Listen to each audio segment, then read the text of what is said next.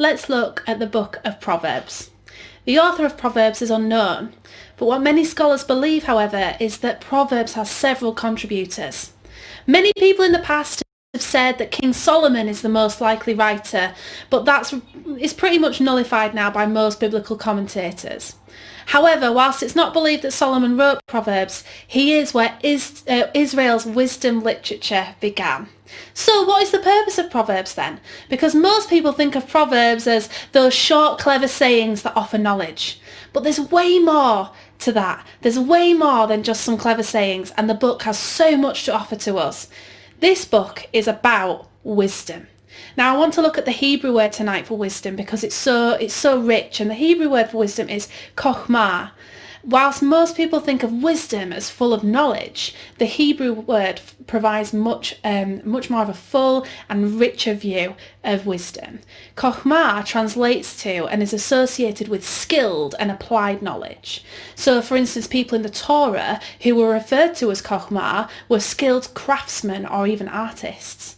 So Proverbs is more than just clever phrases to put on your fridge. Proverbs is a guide, a manual of applied godly wisdom. Let's look at a main overview now.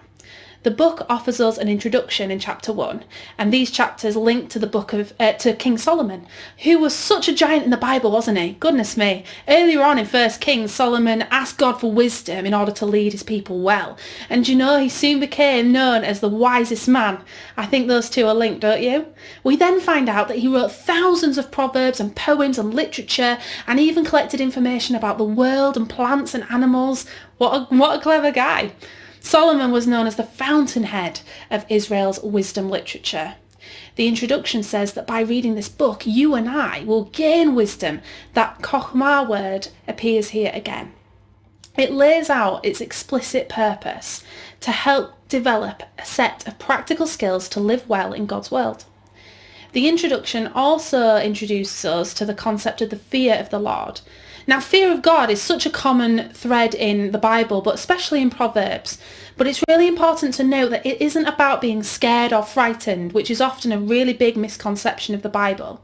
The fear of the Lord is a healthy sense of reverence and awe for God. It's about knowing our place in the world and our moral mindset. It's about trying not to make up our own definitions of good and evil. It's about knowing that we need to humble ourselves before God and embrace God's definition of right and wrong, even when it's inconvenient. This introduction then leads us into the first main section of the book, chapters 1 to 9.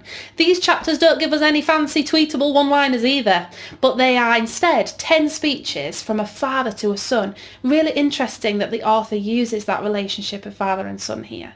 The father is talking about how the son should cultivate the fear of God and live in wisdom. The father warns his son about folly and evil and silly decisions. And the father said that the son should make the pursuit of wisdom and the fear of the Lord his highest goal in life. This way of thinking forms the whole message of the book of Proverbs. These speeches also clue us into the biblical genre that is wisdom literature. So the purpose of wisdom literature is different to other genres in the Bible. This genre explores how to live well in God's world, because of course wisdom isn't the same as law, which is what Moses' words are, and it's not the same as prophecy, which is what we'll find out in other books. It's a bigger insight of God's truth passed through generations. These human words are God's words of wisdom to us. So you're not just reading good advice. Okay, you're reading practical guidance that has been passed down through generations. How amazing is that? So then we come to chapters 10 to 29. They're probably the most famous chapters from the book of Proverbs because you'll find hundreds of ancient proverbs, and they'll apply wisdom to the fear of God to every life topic you can possibly imagine. I'm not even going to list them, but anything you can think of, there's a proverb for it. So these proverbs are really short and easy to memorize. They're written exactly that way for a purpose, and that is so that you can remember them. They are meant to be a reference. So when this book was written, of course, there was no printing system. Wisdom literature was written specifically so that you had practical nuggets that would roll off your tongue or roll off in your conscience so that you could make the right decision and live well. This means, though, that we have to interpret this kind of literature really carefully. The main idea is that if we live in wisdom, things go well, right? And then, of course, that means that if we live without wisdom, things won't go well. Usually this rule is true, but there are often exceptions to that because life isn't that simple and things go wrong. So one really important thing to stress here is that Proverbs sayings are not promises. They're not definite and they're not guaranteed. So let me just give you an example. Chapter 22 verse 6 of Proverbs says, start children off in the way they should go, and when they're old they won't turn from it. Now, this is just an example of exceptions to the rule. Life is so complex for simple formulas, which is why we must have all the wisdom literature together. Ecclesiastes and Job are examples of how even when wisdom is used and even when people live godly, there are often exceptions and things go wrong. So these books together provide a really full picture of how to live well. The penultimate chapter of the book then describes a man called Agur. He acknowledges that alone he's a brute. He calls himself a brute and he has no wisdom. The end of this poem, however, shows him claiming that he can find the godly wisdom that he needs in the scriptures. So then Agur, at the end of Proverbs, is offered up at the end as a model reader, someone who acknowledges that wisdom is found in God and his word. And that is my now what?